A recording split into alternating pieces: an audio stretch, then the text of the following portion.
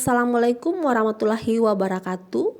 Baik, saya akan mereview jurnal dengan judul Formulasi dan Evaluasi Tablet Pelepasan Berkelanjutan Metformin dengan Teknik Jelasi Ionik menggunakan Sida Akum Gum sebagai retardan rilis.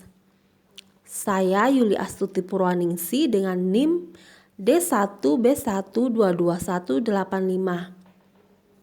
Review jurnal kali ini merupakan tugas mata kuliah biofarmasetika yang diampu oleh dosen pengampu Ibu Apoteker Cikita Inaku SFAM MSI. Sebagian besar obat yang diberikan kepada pasien diberikan melalui rute oral. Obat yang diminum dimaksudkan untuk pelepasan segera atau dimodifikasi. Pelepasan yang dimodifikasi termasuk pelepasan terkontrol, pelepasan berkelanjutan, pelepasan target situs, dan lain-lain.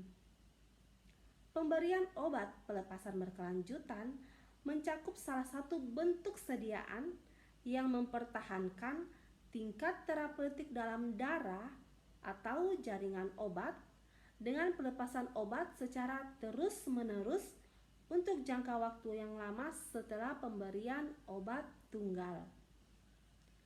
Dosis pelepasan berkelanjutan menggambarkan bagaimana pelepasan zat obat dari bentuk sediaan atau sistem pengiriman selama interval waktu yang diperpanjang.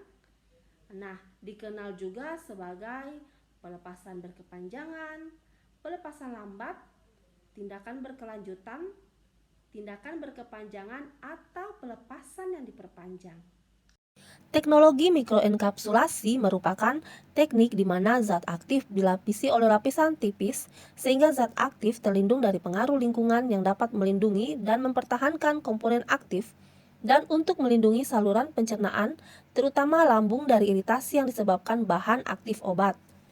Pembuatan mikroenkapsulasi dapat digunakan dengan menggunakan metode gelasi ionik, yakni metode yang sederhana dan menghindari pelarut organik berbahaya.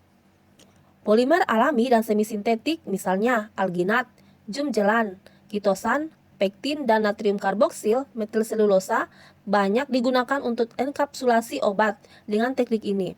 Polimer ini juga bertindak sebagai penghambat pelepasan. Sida akut adalah tumbuhan subtropis. Sida akut permen karet diisolasi dari daun kering bubuk sida akut. Metformin adalah agen antihiperglikemik biguanid yang digunakan dengan program diet dan olahraga yang tepat untuk meningkatkan toleransi glukosa pada pasien diabetes mellitus tipe 2 dan menurunkan glukosa plasma basal dan postprandial.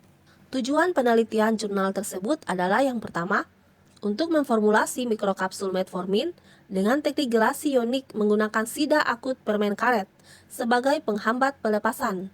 2. Untuk menilai sifat pelepasan berkelanjutan dari tablet metformin yang diproduksi menggunakan mikrokapsul.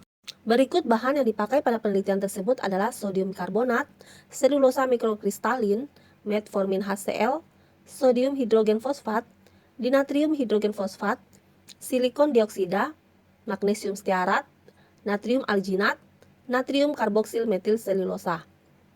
Selanjutnya, prosedur kerja yang pertama isolasi sida akut agung.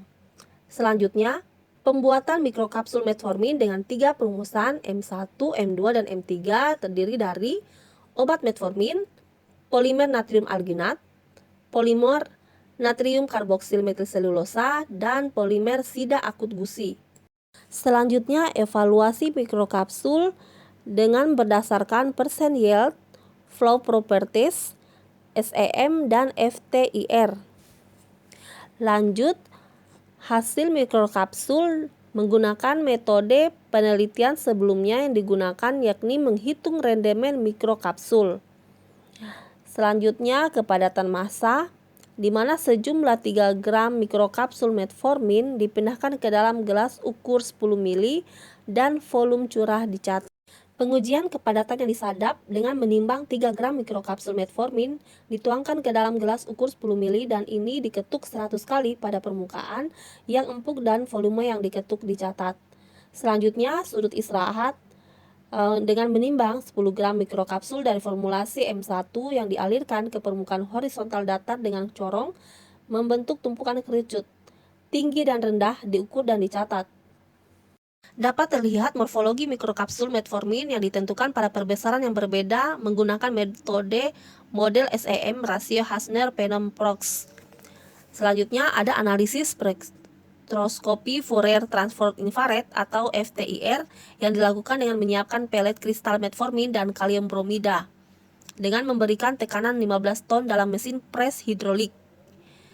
Selanjutnya, formulasi tablet pelepasan berkelanjutan metformin dilakukan dengan metode gempa langsung digunakan untuk memproduksi tablet metformin lepas lambat yang dapat ditunjukkan dalam tabel 2. Beberapa evaluasi tablet pelepasan berkelanjutan metformin diantaranya evaluasi kerapuhan, keseragaman berat, kekerasan, ketebalan, dan diameter, uji disolusi in vitro yang dilakukan dengan alat uji disolusi selama 10 jam pada suhu 37 derajat Celcius dan 50 rpm.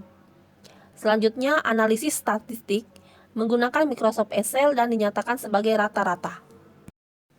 Komposisi tablet lepas lambat metformin yang terdiri dari M1, M2, M3 dapat dilihat pada tabel 2 sebagai berikut.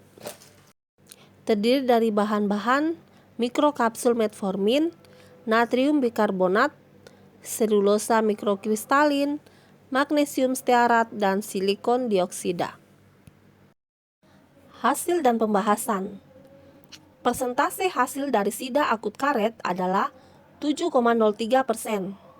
Pada hasil mikrokapsul, ditunjukkan hasil efisiensi pemuatan dari berbagai formulasi mikrokapsul pada tabel 3. Formulasi M2 memiliki efisiensi pemuatan yang relatif rendah atau buruk karena masalah dalam penyaringan dan pengeringan. Formulasi M1 dan M3 memiliki efisiensi pemuatan yang relatif lebih tinggi. Untuk evaluasi mikrokapsul, didapatkan hasil indeks Kars dan rasio Hasner untuk mikrokapsul yang ditunjukkan pada tabel 4, di mana formulasi mikrokapsul M1, M2, dan M3 menunjukkan sifat aliran yang sangat baik.